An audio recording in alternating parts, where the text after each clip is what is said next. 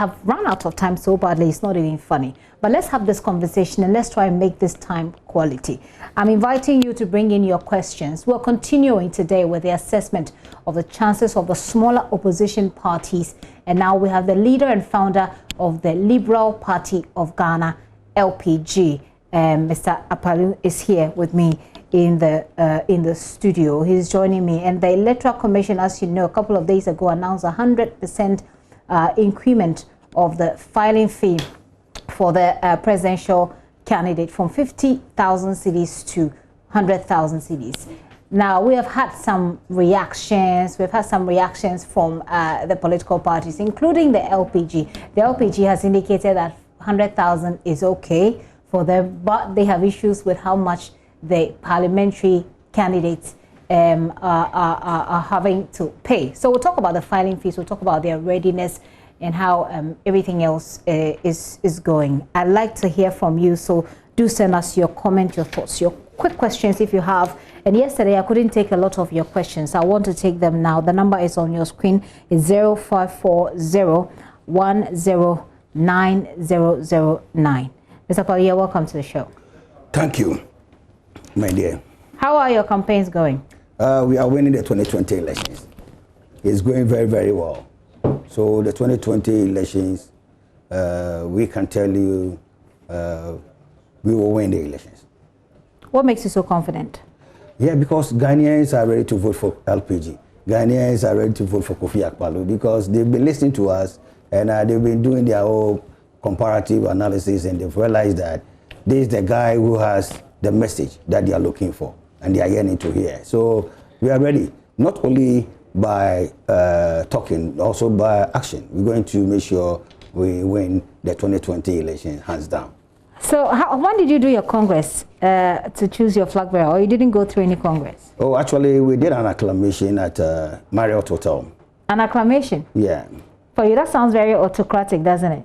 Oh, no, because of the COVID. Even MPP, they have to go through that. Well, what did you say? Is because you are the founder of the party, everything in the party revolves around you, so it was an automatic tick? Actually, the people within the party, they love to see me leading them. I see. Yeah. Let's talk about your concerns with the fees that are being charged by the Electoral Commission. You indicated that you wanted a reduction in the fees for the members of parliament or the parliamentary candidates. How far have you gone with your engagement with the Electoral Commission? Actually, as a party, we've written to them, asking them if they can do something about it, because looking at the situation now, the economic situation, things are not, we are not in the normal times. So we are asking that if they can bring down the fees for the parliamentary candidates, we will be happy, because the 10,000, I think, is too much. You see, if you look at the requirement for one to register or file to contest the parliamentary seat, the person needs to be 21 years. So as a party, for instance, we are encouraging the young people to go to parliament or to be involved in our governance system. And we are also trying to encourage more women to also participate in our elections. So when you peg fees around 10,000, it will scare some of the young people who want to go to parliament, and also women that we are encouraging. Because, I mean, apart from paying the 10,000, they are also looking to find money to go around their constituencies and then campaign. So we see that if the EC can look at it and then reduce it a little bit, it will help. Have you had any response from the EC? Actually, they said they will get back to us. Even this afternoon, we were there just to find out if they have been able to do something about it. But the response was that they're going to get back to us as soon as possible. Okay, I just talked to the first of all, I talked to the Electoral Commission today, and I've just spoken to the NDC today about the ongoing voter register exhibition. So based on what the NDC is saying, this texter says, how can you claim 19,000 names have been removed from the voters register when the exhibition has just started? The NDC people should get serious, because allegations and gargantuan promises don't win elections nowadays. They should be real with electorates. What are your thoughts on the process so far? Actually, we just started because we have this adjudication committee who have been going into various meetings to find out how they are going to remove those who have done multiple registration. So we have, I think we have MPP, NDC, LPG, I think CPP, and then PPP on the panel. So they are coming out with, and then the civil societies. So they are working on it, and I think it's too early, like you said, to conclude on anything. But I was so overwhelming when the gentleman mentioned that 19,000 names have been removed from the Ashaman alone register. I was like, how can this be possible? And then I was so happy that when you put the question back to him, that how did you arrive at that figure? He said, we are trying to find, he's talking about putting together the totals, doing a subtraction of the total. Why are you laughing at his calculation? He's looking at the total number of people on the EC's register and looking at the total number he has. No, and he says he's just trying to muddy the waters, you know. Just Why do you think so? Oh, yes, because, you see, he had no basis of that accusation that is trying to level against the Electoral Commission. You see, sometimes people have to be truthful to themselves. You can't just come out and concoct stories and trying to put it out there. Well, how do you say he's concocting stories when you yourself have not checked? Yeah, you see, removing 19,000 from Ashama alone, even the whole this thing is around 6,000. So how is it? The whole was 6,000. Because what I know from records that the EC also mentioned was that you're talking about 6,000 people who have done multiple registration. So how did he come up with? No, his 19,000 is not people who are on the exemption list or on the multiple list. He's talking about people that from his details are missing, are not there at all. Okay, that's what he said. Is he part of it? I don't think he is part of it. So who is he talking for? I see.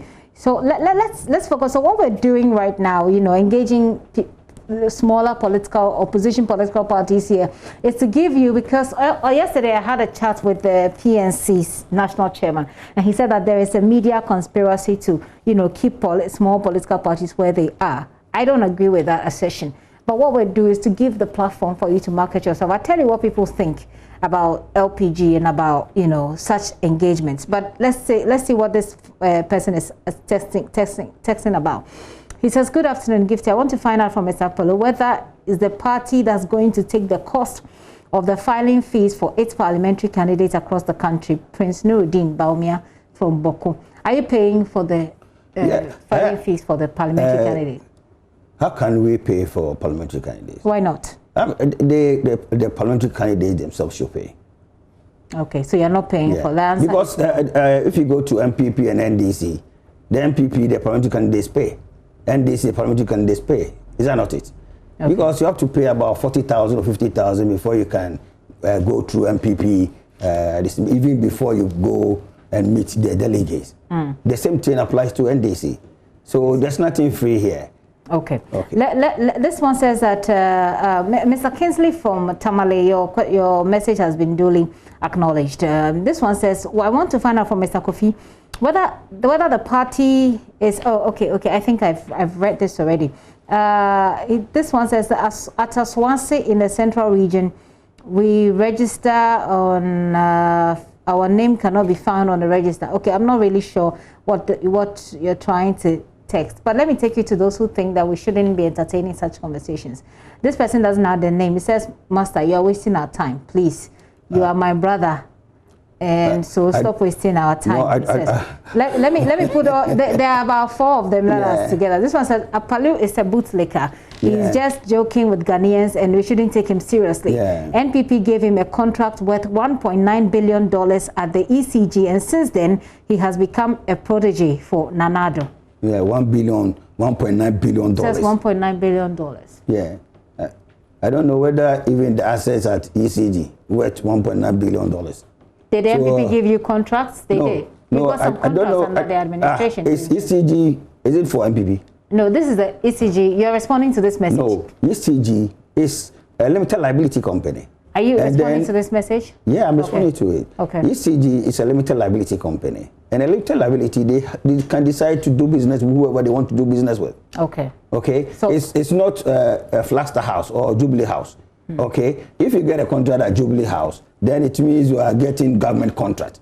Are you okay? No, but ECG is run by the government. No, it's a limited liability company. Yes, but it's still government still has shares in it. No, you have shares, fine. Of course. So if you have shares in Joy Multimedia, if I assume you have shares, so the contract does it mean you're not supposed to do business with Multimedia? Okay, so the point is, from what I'm getting, the question. I've not gotten any contract from MPP. Okay. You've gotten contract from the government, but not from the MPP. I've not gotten contract from the MPP. I've gotten a contract with ECG. Okay, and ECG is a limited liability company, and my company has gotten a contract. It's not Kofi Akpaloo, it's my company that has gotten a contract with ECG. And there's nothing wrong with that. Because are you telling me that I'm supposed to do business in Ghana? Or I'm not supposed to buy shares in a company? No, I don't get it. If you own shares in Multimedia, and Multimedia go and run adverts for any of the government institutions, does it mean it's illegal or what? I don't get it. Okay. So you have a contract with ECG. There is nothing wrong. It is not up to $1.9 billion. No, but you have a contract. But we're answering the person. But you have a contract with ECG, but that is not a contract from the political party, but from the government. You say? Not from the government. From ECG. You got a contract from ECG is a company. It's a, you see, we have what they call entity concept. Okay, it's on its own. It's a name. It's an individual. It's a person. ECG is different from Ghana government. Okay, so people should get this clear. I see. Yes. Okay. What exactly I mean? What's the nature of this business or this contract you have in with the ECG? What exactly do you do? Unfortunately, I'm not here to discuss the contract details. But you want to be president of Ghana? No, but I'm not supposed to do that. No, hang on. Do you want to be president of Ghana? Yes. Is that not why you're here? No, you did not call me to come. You want to be president of Ghana? No, yes, I'm going to be president of Ghana. I will win the elections. Okay. Nothing will stop that. Okay. You see, and you don't think that people of Ghana have the right to know the business you're into? They don't need to know the details of what I do, because you do business with a company. I'm not the only person. Okay, my company is doing business with ECG. Okay. Has ECG giving me the right to come and discuss the content of the contract? So as a voter, this is how I believe my... If you want anything, you can write to ECG and then ask them. If you want any details, you can write to ECG. How can Ghanaians trust you with their vote if you're not even willing to be transparent enough with your dealings? I have to look at the legalities. Okay? No, legally you may be right, but if you want to be transparent, because you want the people's vote. Transparency doesn't mean you should just divulge information out there, just like that. So you're not happy to open up entirely to Ghanaians? If it's about me alone, if it's about me alone. But you alone cannot be you alone without what you're into. Sweetheart, if it's about me alone. My name is Gifty. Gifty, if it's about me alone, no problem. Okay? But now there's a third party. I can't just come and sit here and be talking about the third party. Okay. Let me go on with the messages that I'm getting. At the end of the daily, you're talking about the registration. You say you're tired of the NDC and the NPP. They can rightly, so they should wait for the program, for the exhibition to be over before they compare figures. Thank you very much. Good afternoon, Gifty. Can't you see Mr. Akpaloo is always supporting NPP? Because of the contract he has taken from the NPP. Frederick Tete texted that from our front page. I seem to be getting a lot of that message. Messages. You see, this is their problem. Have you asked me anything relating to NPP here? Huh? They are asking. They are going to vote for you. Or you see now is NPP. They are asking you. No. You should also throw it back to them. I don't know whether EC is also NPP. My job is to take your answers for them. Oh, sometimes. Because you want their votes, right? You know, some people I don't need their vote. Not everybody that I need their vote. There are some people, whether you cry or you weep or you do whatever, they will still not vote for you. So I won't waste my time on such people. Tell Mr. Akpaloo he should bet if he's sure that he would win. I will win. He said he should bet. It's done deal. It's a done deal. Oh yes, I will win 2020 elections. This one is asking, Ginny from Brekum West. Alfred says, why are the smaller parties not merging together as one party to struggle for parliamentary seats instead of showing, they will one day show NPP and NDC some lessons? I think this guy is supposed to go out there and campaign for LPG. You see, because LPG is ready. He says LPG is a small party. You can join with the other smaller... LPG is not a small party. Hang on. He's saying that... Let me finish with the question. Okay. His position is that the LPG is a small party. You can join with other smaller parties and beat the NDC or the NPP. Let me be honest with you. LPG is not a smaller party. LPG is bigger party. I can tell you, even if God open your eye to see the number of people who are following LPG now, you see that we are even more than MPP and NDC combined. I see. Good afternoon, Gift here. I'm ever ready to vote for Mr. Kofi Akpaloo. NDC's lack for reaching innovation policy, Bright from Tepa. I'm not quite sure, but what I get there is that you say you vote for LPG. Thank you. But Mr. Akpaloo, over the years, you've been in this business. I mean, you've been doing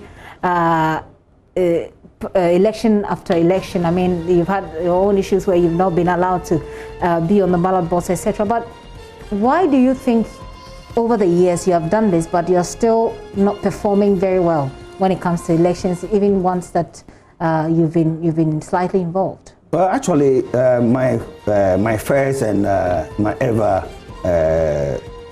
election was the 2004 election that I contested at Menchia as a parliamentary candidate. Okay. Though I went in as an independent candidate, I came second. I managed to beat NDC there. It was MPP that I couldn't beat. Yeah. So 2012, I tried to contest as a presidential candidate. Unfortunately, Afarijan did not allow me to contest. The same thing also happened in 2016. I think I was sitting right here with you, and when they started disqualifying people from the AC office on the 10th of October 2016. So 2020, I'm 100% certain that I'll be on the ballot and I will win the elections. I will win the 2020 elections. So people can choose to believe it or not. I know I will win. That was why I threw that challenge to that prophet. What is his name? Prophet Nigel. When he wrote on his Facebook that he heard some voice that something was telling him, John Muhammad. I said, oh, it was a damn lie, because Muhammad can't be president again. I will win the 2020 elections.